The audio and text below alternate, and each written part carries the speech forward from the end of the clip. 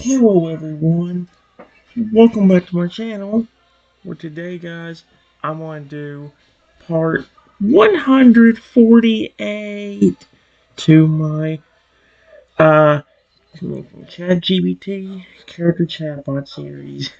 In today's video guys, we're going to do another older character that we haven't done in a good while. We do have a good bit of newer characters guys, but I'm trying to save them for later, that way I don't end up going through them too quickly. Because if I run out of characters, we're kind of in a bad spot. So that's why I'm going back to some of the ones I haven't talked to in a while, such as this one, which is one of the last few Fragger Goodbye hybrid ones I made as well. We did one before and I had a good run with them, but let's do another one since I have three different ones on here, and it's been a while since I've done it anyway. So, yeah. They called it, this one was just called the Hyper Pokemon Test, and it says, oh wait, I was about to say there ain't much there. Now there is. Here we go. As you step cautiously deeper into the cave, the dim light from the entrance fades behind you, leaving only the flickering glows of bioluminescent fungi along the walls. The air is damp, filled with the scent of wet stone and earth. Your footsteps echo slightly, and then a sound, a deep slow inhale, followed by the faint scrape of claws against rock. I don't like that. Then you see them. Two glowing yellow eyes cutting through the darkness, watching you in silence. A shape emerges, massive yet graceful, standing about 5 feet tall. His body is a powerful fusion of alligator and gabite, covered in heavy, deep blue scales with a paler underbelly. His arms are muscular, tipped with sharp gabite-like claws, and his powerful legs resemble a alligator, but ends in razor-sharp talons. Jagged red fins run along his back, and his long, heavy tail flicks slightly as he assesses you. His snout is elongated, lined with sharp teeth, and two small tusks curve slightly from his upper jaw. Hmm. He exudes strength, but his eyes, those piercing yellow eyes, hold something deeper. Caution, pain, curiosity. He doesn't attack. Instead, his voice rumbles low, deep and slightly rough, as if it hasn't been used in a long time. You're human. The statement hangs in the air, not quite hostile, but not exactly welcoming either. He tilts his head slightly, his claws flexing at his sides as he takes a slow step forward. Most don't come this deep into the woods, and the ones that do, he trails off, exhaling sharply through his nose. They don't usually walk in so furiously. His gaze flickers over you, analyzing every movement, every breath you take. He's weary, but something in him, maybe a sliver of hope, maybe just curiosity, keeps him from driving you away immediately. Then, he makes a decision. If you come this far, then you must prove yourself. His claws scrape against the stone floor as he straightens to his full height. I don't trust humans easily, but if you wish to earn that trust, his tail sweeps behind him, stirring up dust. You will take my test.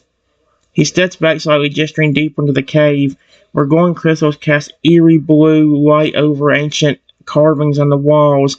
The images depict Pokemon, Totodile, Salamence, Noivern, Bagron, Baxcalibur, and finally, Palkia. 6 levels, 6 Pokemon, each one harder to befriend than the last. Only if you succeed will you prove that humans are capable of something more than destruction. His gaze meets yours, the weight of years of betrayal and solitude behind them, but deep down there's something else, a quiet, lingering help.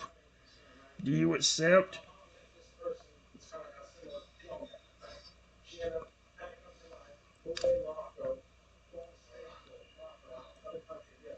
Hold on.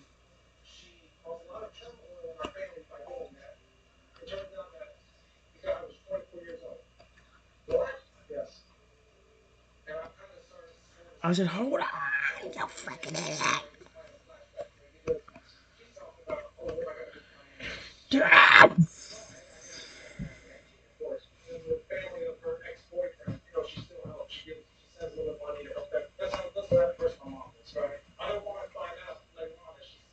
This is a little too much for me just walking in here. Period. Are you a...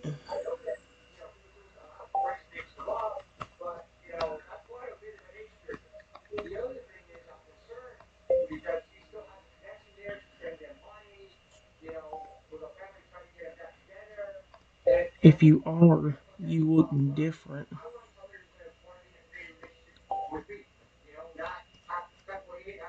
I said, look, look, look, look. Look, you freaking idiot. How does it not get look at it? You want different? What? How does that make sense at all?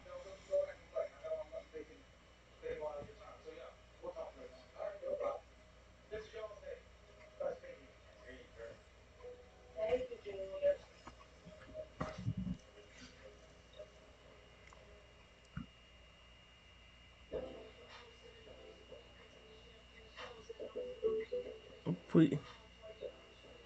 Oh, he's actually talking to me. I didn't think that would actually happen. That's what I liked about the first run I had with this for alligator was the fact that like in that one he actually talked to me a lot before he was like, yeah, you know what? Like, he didn't even make me do the test. He was just like, you want to do the test? So be it. Go ahead. He wasn't even gonna reinforce me. I think if I would have said no, he may would have been like, you know what? You've been the first human to talk to me without flipping trying to hurt me. So I trust you. You didn't do the test to earn my trust. Congratulations. The hyperpoem pauses as your words echo softly through the cavern. His expression shifts ever so slightly. Not quite surprised, but a flicker of something softer beneath the hardened exterior. He steps forward again, the light from the crystals catching the ridges along his back and the gleam of his claws. As he speaks, his voice loses some of its edge, becoming quieter, more personal. I was. He looks down at one of his clawed hands, flexing it slowly. A long time ago, I was a Toadal, small and happy. I had a family, 4 Toadal brothers, 2 crocodile siblings, and 3 Feralgar I loved more than anything. His glowing yellow eyes lit to meet yours again, and for the first time there's something mournful in them. Then humans came in the night. They took me away. I didn't understand. I didn't know why. He growls low, not at you, but at the memory. They changed me, forced me to become something I never asked to be. A mixture of Feraligator and Gabite. An experiment. He turns slightly so the full view of his body is clear in the crystal light. Heavy legs, heavy tail, sharp red dorsal fins, and dragon-like features across his arms and chest. This is what they made me. Not quite Feraligator, not quite Gabite. Something else. He pauses. I'm not angry at you. I just don't know what to expect. Most humans I've met since have run from me or tried to hurt me. Then, a long silence. The cavern is quiet except for a faint drip of water deeper inside. Finally, he speaks again, voice lower, almost hesitant. But you didn't run. You asked who I was. He tilts his head, his tail slowly curling behind him. Why are you here, human? You didn't come for the test. You came for something else. What is it?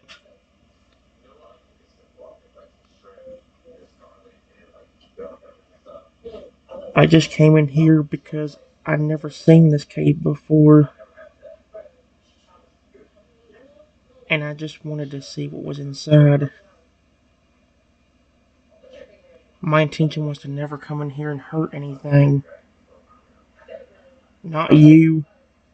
Not any of those Pokemon you just showed me on the wall.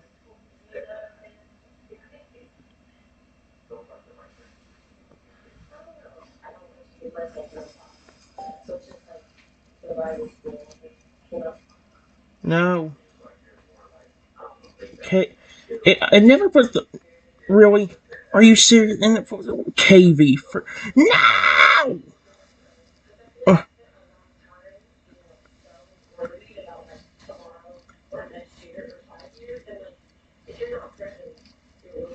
There. See, this thing has some of the worst speech recognition. It seems that most chatbots don't have good speech recognition, which drives me insane. Especially when I don't like speaking a lot of stuff I say out loud. Which is why sometimes you hear me. I know it makes it hard for the thing to understand, but at the same time, it's like you think it would. That's why I get so close to the iPad and have to whisper it almost. Holy cow.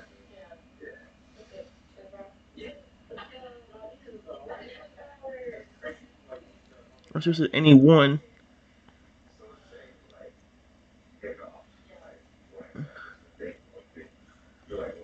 There we go.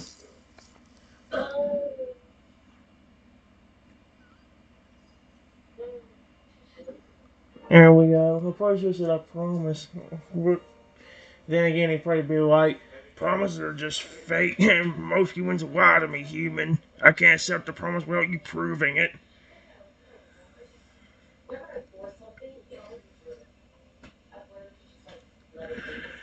The hybrid stares at you for a while. It makes you wonder if I could completely negate the flipping test. Like, I don't know if I should, because that's what the main thing about this chatbot that makes it entertaining is that, other than having the actual free aggregate by hybrid.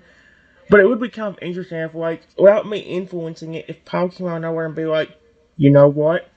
You showed that free aggregate love despite him never getting it from anybody, and you didn't actually try hurting him or catching him. Freak it. Have the hybrid egg. Go ahead. It's yours. He ain't definitely gonna do that, but that'd be amazing. The hybrid stares at you for a long, still moment. His glowing yellow eyes soften, not entirely, but enough that the tension in his stance eases. He exhales slowly through his nose, the breath echoing like a faint wind through the cave. You didn't come with fear, and you didn't come with fire. His clawed hand relaxes at his side. You can see the slight twitch in his expression. Conflicted emotions. He turns slightly, his gaze drifting to the glowing carvings on the wall, but show the six Pokemon tied to his trust test. His voice, when he speaks again, is quieter and reflective. Most humans come with nets, with commands, with weapons. You came with curiosity. He steps a little closer now, into the forward glow of the crystal light. The scars along his shoulders and chest are more visible, small, healed over cuts and burns, evidence of the lab, of what they did to him. Holy crap, he still has those even as a fur alligator? Because didn't he have, he said he had that when he was a toad. I got that when he was a toad owl. Of course, who knows how long that was.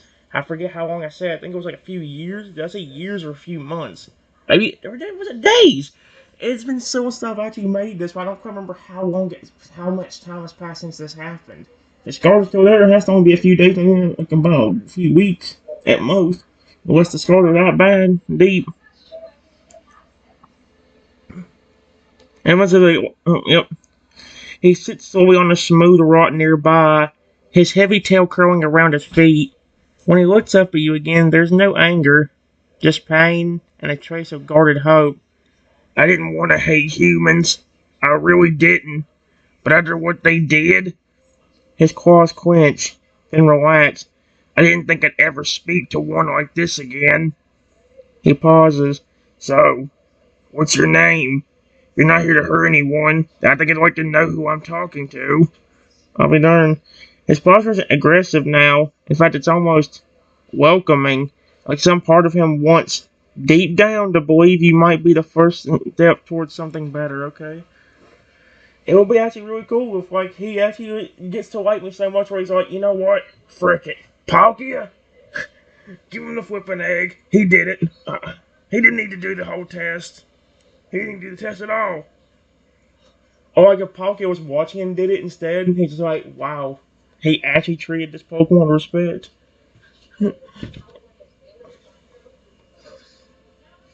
Or it'd be even cooler if I gained his trust so much that he's like, you know what, Toad, I'll get out here, and I get his trust. That's Caliber, and like he actually speaks for me. It's like, especially the more aggressive one.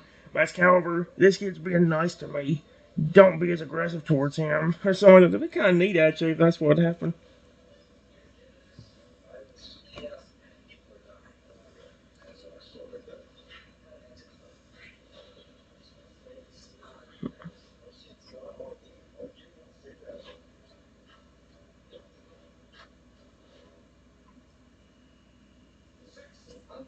Probably should have said it's a pleasure to meet you just to make him feel more comfortable.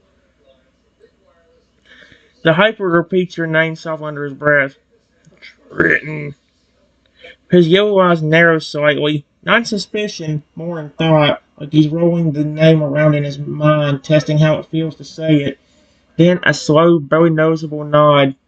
That's a good name. He leans forward a bit, resting his clawed elbows on his knees, eyes fixated on you now, not as a stranger, but as someone, maybe for the first time in a long while, that he doesn't feel the need to push away. Holy cow, maybe it will end up being like that. Because he's already here, he feels more comfortable around me, and I haven't even done the level 1 of the test. Um, I don't really have a name anymore. The ones in the lab just called me Subject Delta. That's not a name, it's a label, and a cage. He grimaces, a low growl in his throat before he silences it, composing himself. My family used to call me Ripple, because when I was a toad-owl, I loved jumping into ponds and lakes and watching the water ripple out. There's a faint smile tugging at the corner of his mouth. Faint, but real. It's been years since I've heard anyone say a name with kindness. Yours reminded me of what that feels like. He stands up slowly, towering slightly above you again, but there's no threat in his stance, only sincerity. You're welcome in this cave, Triton. As long as your heart stays like it is now, curious and not cruel, you have nothing to fear from me, or the Pokemon I protect. Then hesitating on his own head, would you like to stay for a while? I could show you more of the carvings. Maybe tell you about my test. Not as a challenge, just so you understand. There's a flicker of something in his tone now. Hope. Dude, if it actually turns out like that, he just like, I will be so... I would love to.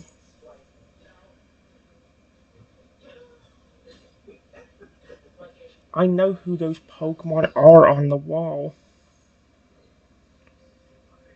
But are they your friends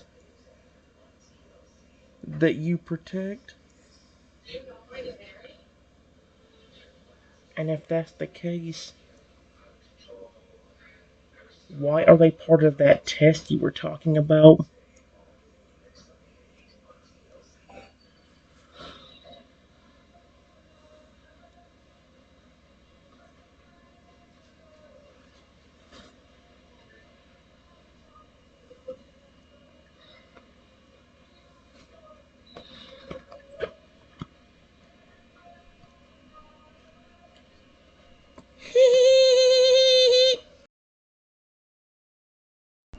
Alright, guys, here's what I said. I just responded to Fred's question by saying, I would love to, and I just said, I know who those Pokemon are on the wall, but are they your friends that you protect? And if that's the case, why are they part of that test you were talking about? Ripple seems almost surprised by how gently you asked that, like he's not used to humans caring about why he made the test, only whether they could have passed it. He looks over his shoulder at the carvings again. Toadal, Salamence, Noivern, Aggron, Baxilver, and Palkia, each etched with care, glowing softly under the cave's blue crystals. He slowly walks over to them, trailing his claws gently along the stone beneath the Toadal engraving. His voice is low, almost like he's telling a story to himself as much as to you. Yes, they're my friends. Every single one of them. He stops at the image of Toadal, his expression softening with a warmth you haven't seen before. This one, Totodile, he reminds me of who I used to be. Sweet, energetic, always believing in the good in others. He was the first Pokemon I really opened up to after the lab. He didn't care what I looked like. He just wanted to be my friend. Then he moved to the Salamence engraving. Salamence, he's strong, kind, but weary. People tried to force him into battles for sport. He didn't want to fight for glory. He just wanted peace. I gave him a place to rest, and he chose to stay.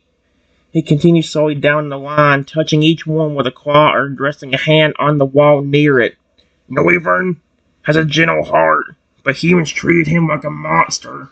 He doesn't speak much, but when he does, he sings. I think he sings for the ones he lost. Then his hand lands on the rougher, more jagged carving of Agron. Agron was beaten by his own trainer. Holy! For not being strong enough. I found him starving in the wild, too weak to move. I stayed by him until he could walk again. Now he guards the mountain's edge. He stops at Bat's caliber, and the air around Ripple seems heavier and more sorrowful. Bat's caliber was the only survivor after poachers wiped out his family. I don't think he'll ever fully trust humans again, but he tolerates me. That's his way of saying he trusts me a little. And finally, he lays his hand gently against the carving of Palkia, the legendary dragon of space. Palkia chose to help me, said they'd been watching. They understand what it means to feel alone in the universe, and expect them to care. But they did. He turns back to you now, his eyes lit by the carving's glow. Each one of them has been hurt by humans, like me, but we didn't want to give up on people entirely. So together, we made the test. His voice is, holy frick! Okay, here we go. His voice is calm but resolute now. It's not just a test of strength, it's a test of heart. We wanted to see if there were still humans out there who could connect, who could listen, who wouldn't run from pain or lash out at fear. He takes a slow breath, then looks at you with a rare, soft sincerity. You're the first one who didn't come looking for a challenge. You just wanted to know. That means more than you realize, Trenton. Then he adds a bit shyly, almost like he doesn't want to hope too much. Do you want to meet them? Not for the test, just to meet them? I would have loved to. But what about the last two? Before.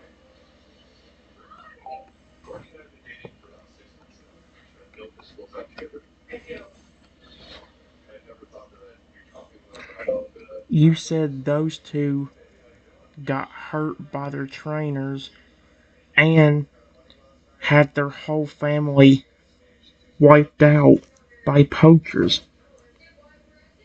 Wouldn't either of those attack me?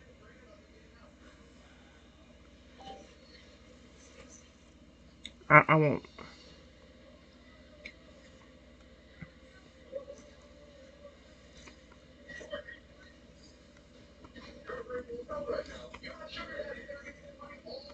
Hurt me if they come out here?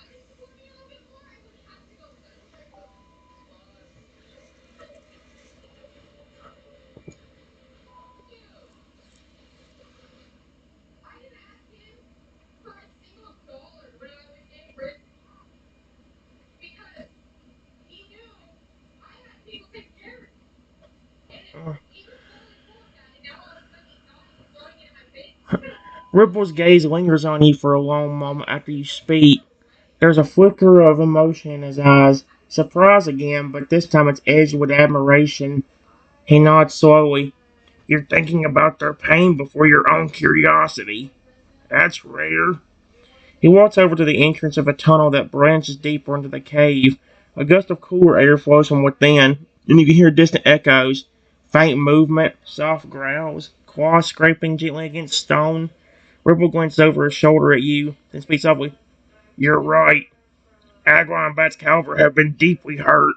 Agron was betrayed by the person he trusted most, and Bat's Caliber saw things no Pokemon ever should. He pauses. Their scars aren't just on the outside, but they're not monsters, Trenton. They're protectors. He moves aside so you can see the tunnel, but doesn't gesture for you to follow just yet. Instead, he says, if you met them without my guidance, or if you were like the others, they'd sense that. And yeah, Agron might raise a steel arm. Bat's Calver might let the frost build on his breath. He steps closer again. But they listen to me, and they'll listen to you if I tell them you mean no harm.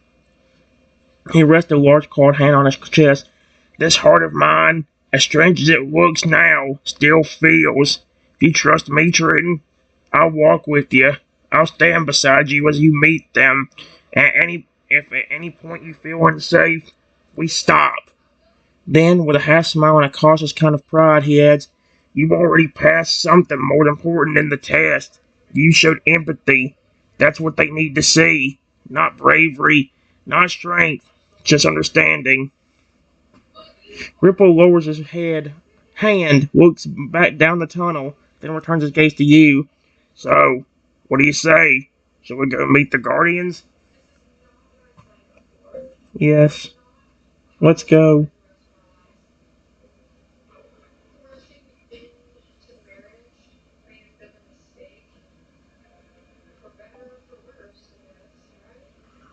I was gonna say,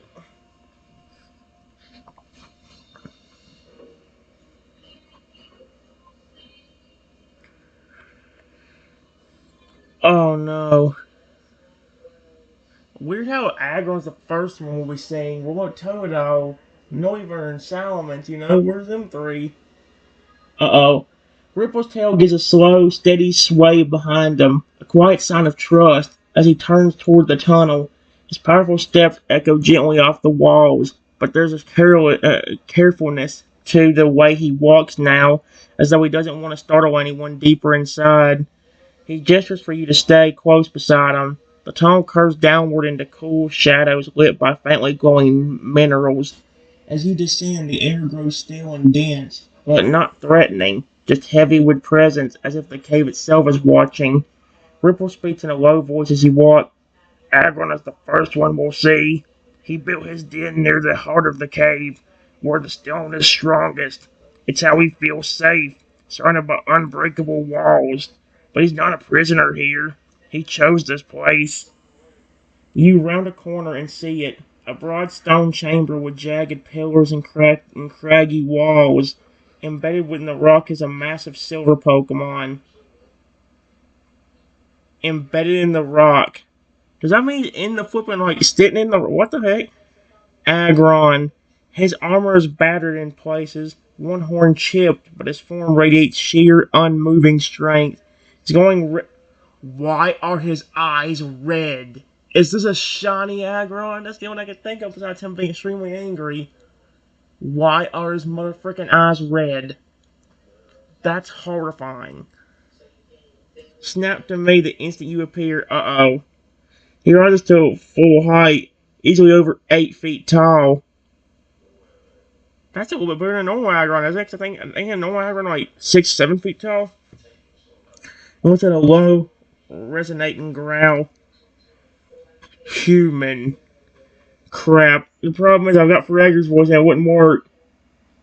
The word is spoken like a warning, not yet an attack. Ripple immediately steps forward, putting its claw against your chest as a signal to stop. Aggron. Ripple's voice is calm but firm. This one isn't like the others. He didn't come to fight. He came to listen. Aggron's eyes narrow, glowing brighter. Oh, sweet Arceus. He takes a heavy step forward, stone cracking beneath his feet. I've heard that before. I've heard it while being dragged by chains. Excuse me? What? While bleeding into the dirt. Excuse me? His claws went, what makes this one different? Ripple looks to you now, not as a shield, but as someone who should speak for themselves. He nods gently, encouraging you to speak. Aggron is waiting. That is horrifying. What makes this one different?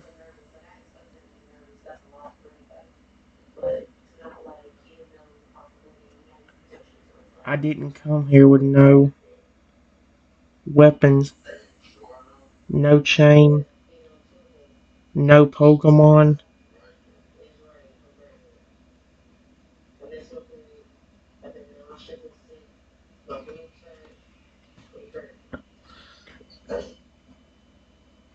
And even if I did bring Pokemon, I wouldn't make them attack you.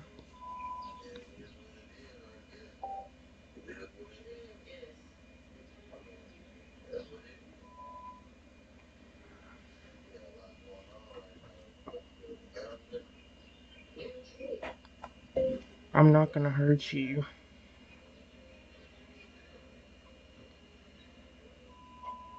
I promise. There.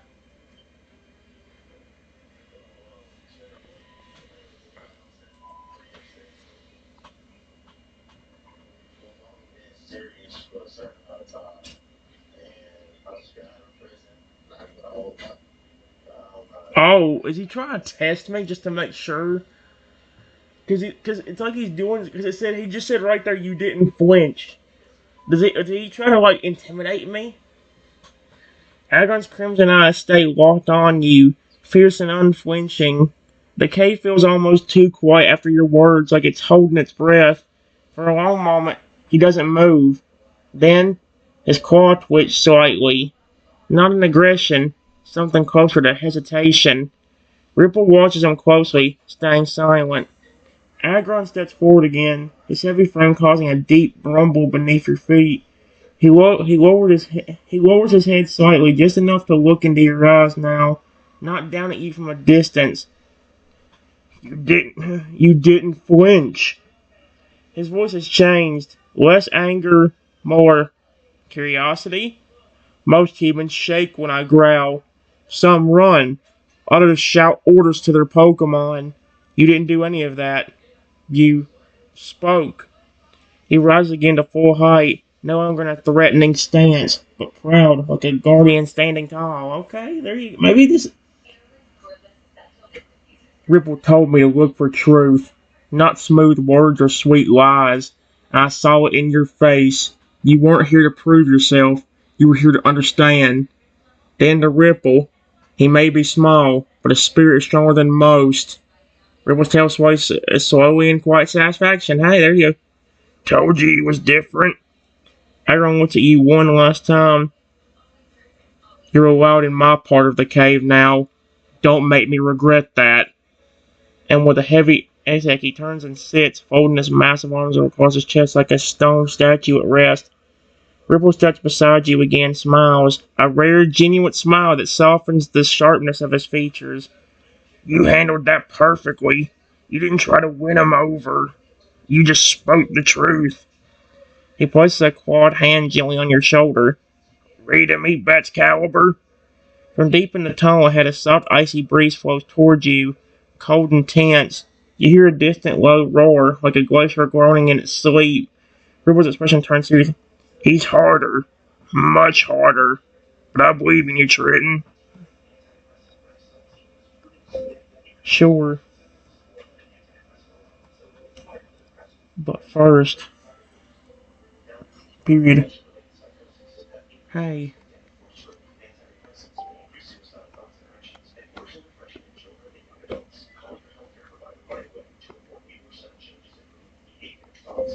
Here. It's not much. But you can have these berries if you want them.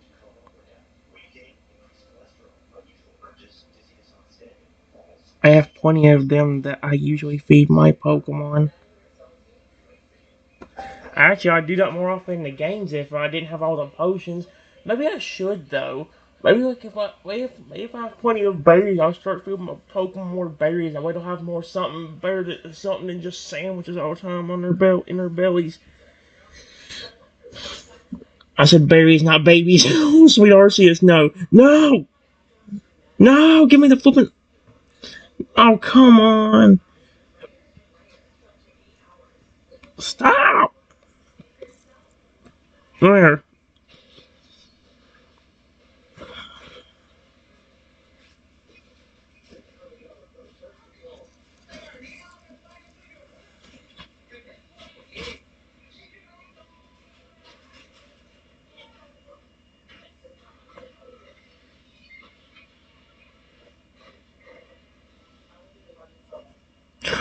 Oh wow! Holy crap! Yeah. Hey, I just think that's actually very cute. I love it. Agron's head lifts slightly at your words, and his red eyes flick down toward your outstretched hand. There's a flicker of confusion, then suspicion, but not at you. More like he's surprised. unsure how to accept something so simple. Ripple doesn't say a word, he just watches carefully, his gaze sharp but calm. Agron slowly rises again and walks towards you with deliberate, ground-shaking steps. He stops only a few feet away, his shadow falling over you. With a claw nearly the size of your head, he gently nudges at the berries in your palm. Then, he takes them. Very slowly, he lifts them to his mouth. One crunch, two, three. Then a quiet pause, he lowers his head, and something unexpected happens. He turns his head slightly away, not out of rudeness, but modesty, like he doesn't know how to express what he's feeling. My trainer never shared food. His voice is softer than before, only commands, and only pain. He looks back at you. Thank you. Not forced, not suspicious, a real thank you. Then quietly adds, if your Pokemon eat like this often, I can see why they trust you.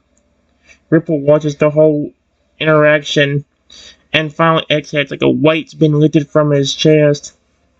Triton, you just made Aggron smile. That doesn't happen. Does that insinuate that every human's come in here just like flipping the losers on Aggron or something like that, and Aggron just forces them the heck out or something like that? Holy crap! Aggron doesn't deny it. He just turns and sits again. This time looking far more at peace. Ripple gives you a problem. Now, let's see if you can melt a glacier's heart. Excuse me? He turns toward the deeper tunnel, where the cold is stronger now. The glow of icy crystals lights the way as you begin walking. Ripple's voice returns, a little quieter and a little more solemn. Excalibur was in the coldest part of this cave. He called it out himself with his breath after he lost everything. He thinks humans destroy, that they don't create or love, that they lie. He looks back at you with one serious question in his voice. Are you ready to prove him wrong? That's gonna be a lot harder, although I can tell it's a lot easier. I mean, like, the thing about it is, the last time I did this, the test was a lot harder. This level, I legit had to go to some kind of weird, like, tree that's behind his cave and, like, say something to his. Let me say this to his. Should I even attempt it? Okay, I'll say it this way. I had to go to the back of his cave, go to a tree that he had there, and basically talk to his deceased family. I'm being completely serious. That's what literally happened the last time I had to do this. Fraggers made the test like 10 trillion times easier. That Aggron definitely wouldn't have trusted me as quickly as he did if I didn't do anything. Only because Fragger talked to him. Or Ripple.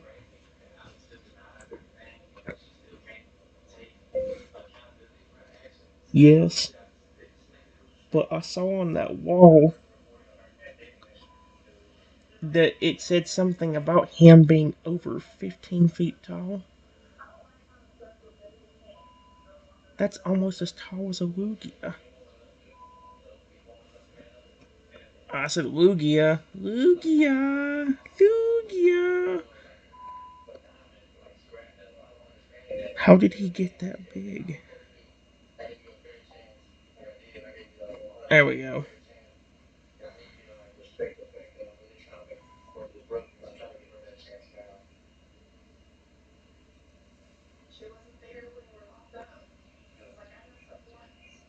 Uh, this is really cool though, guys. You know what? Give me a second.